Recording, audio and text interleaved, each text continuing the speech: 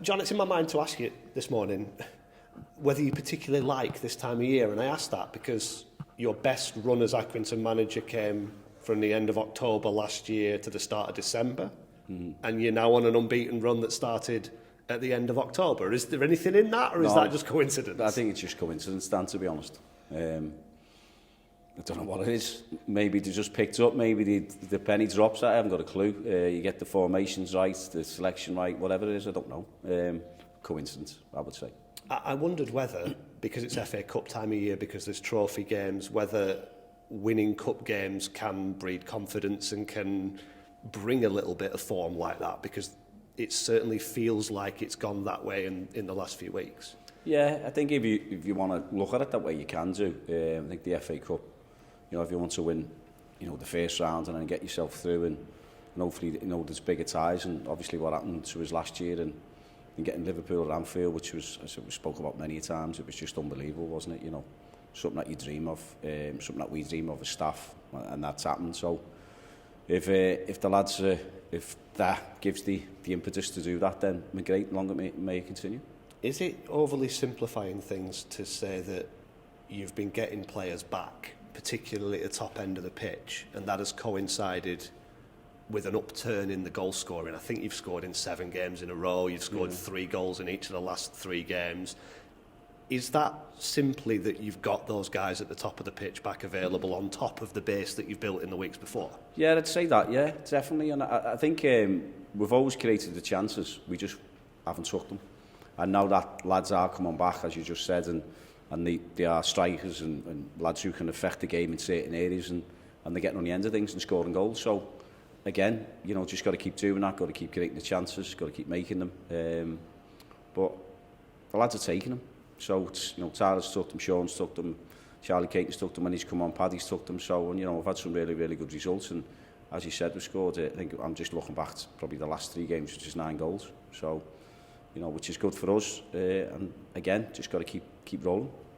We all know that there's a lot more to football in 2025, but I don't think you can beat the feeling of the ball going in the net, can you? How satisfying is it to be taking those chances? Definitely, because we can go back over games, so as you do reflect on the games, especially when you play the first half, and then look back at the teams that you played against and go, first half we created that many chances, we should have been in front, we weren't, we definitely should have been in front, because they are clear-cut chances that you create, whether the keeper makes a save or we've missed the target. You take them, then it's a different feel to the game. The first goal has a massive influence in any game when you start. So it hasn't happened in games before, but this run that we're on now, we've took the chances, and then we've come back. You look back at probably the Chesterfield game when we've come back from 3-2 down. So and then we then miss a chance, and we should probably win the game. We definitely should have got more points out the game, and then they get a chance at the end to go and win it with a penalty. So I think keep creating the chances and keep making sure that we take the chances. How much, if at all, does your message change? Does your conversation with the players change from we need to start getting results or we need to win this game to we need to keep this up, we need to maintain it, we need this to go on as long as possible? I think that's pretty obvious, Dan. I mean, in terms of the messages don't change because you keep reinforcing, you keep doing the same stuff on the training ground. There's a consistency with us as staff to get the messages out there and get us playing a certain way, whether we're trying to play at times, whether we're trying to go long or we're trying to mix it up. So that's in the team, we can do that. But I think the more it's just the consistency and the opportunity. So the opportunity we had Saturday was to go above Bristol Rovers, and we didn't look any further than that. So it was, let's take care of Bristol Rovers and let's beat them, and let's see where the rest of the day takes us in terms of the results, whether they go for us or they don't. But you can only influence and take care of yourself. We done that Saturday, and then you can't wait because of the momentum you've got with the games you're unbeaten, that you're looking forward to. Then the Crawley games and got a different feel to the week when you come into work. And then, the planning hasn't changed. It doesn't change. It's obviously a different opponent now. And that play probably similar, but I think they have more of the ball maybe than Bristol Rovers. So a good side, Crawley. So the job now is to have a game plan for them, which we've got. I've analysed all their players and just keep saying now that there's another opportunity. So the other opportunity now is, can we take it Saturday? Can we get something out of the game? Can we go and win the game first and foremost? And can we go and get ourselves going further up the table and get away from this bottom end? I know you've talked in the past about improving and being able to perceive improvement in your team from last season, from last month, from the last game. That's what you're aiming to do each week. How much is it on the card to improve the away form? Because I appreciate that Chesterfield game could have very easily gone a different way, but I think you've only got 5 points away from home so far. That might not tell the full story, but how much do you have to start backing it up and getting the points return? Well, you have to. It doesn't tell us the full story, does it? But, you know, you go on performances, you go on stats and all the possession that you've had, all the chance that you created, but it means nothing because the biggest stats the goal, you know, the result. And we've got to get results away from home and here anyway. So, you know, it's never ever going to change. We want to win any game that we play, whether it's regardless whether it's home or away, and we definitely want to win the next one that's away. We should have won the game at Chesterfield, but things happen. And as I said before, I'm not going to blame or point fingers to things, but for them to get a penalty at the end, to give them an opportunity to go and win the game, it annoys you, but at the same time, it's like you can only influence what we do, and I don't care about anything or anyone that says anything or makes decisions on the pitch. It's what the players do next, and what we done next was we took a point and made sure we took a point, and deservedly so.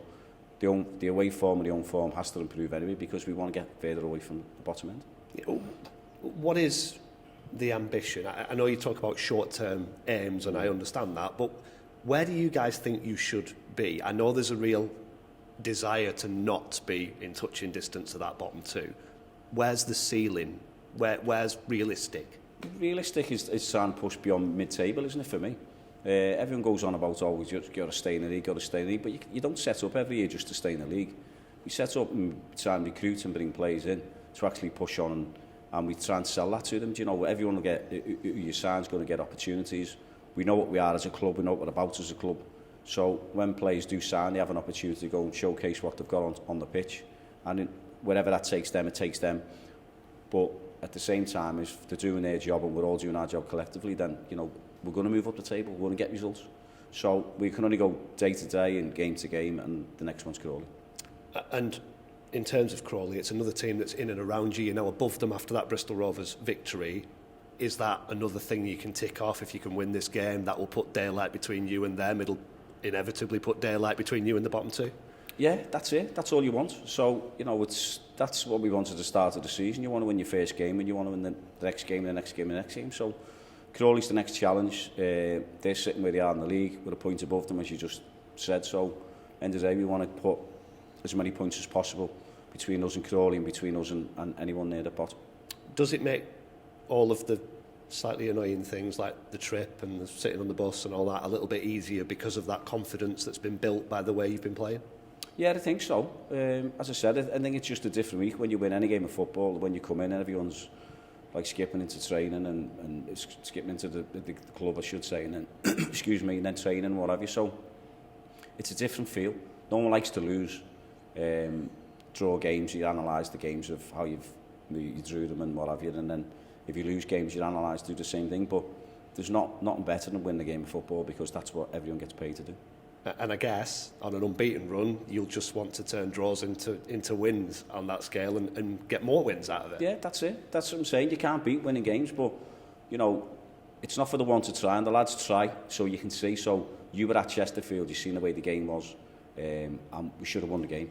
So we won there the season before, 3-0.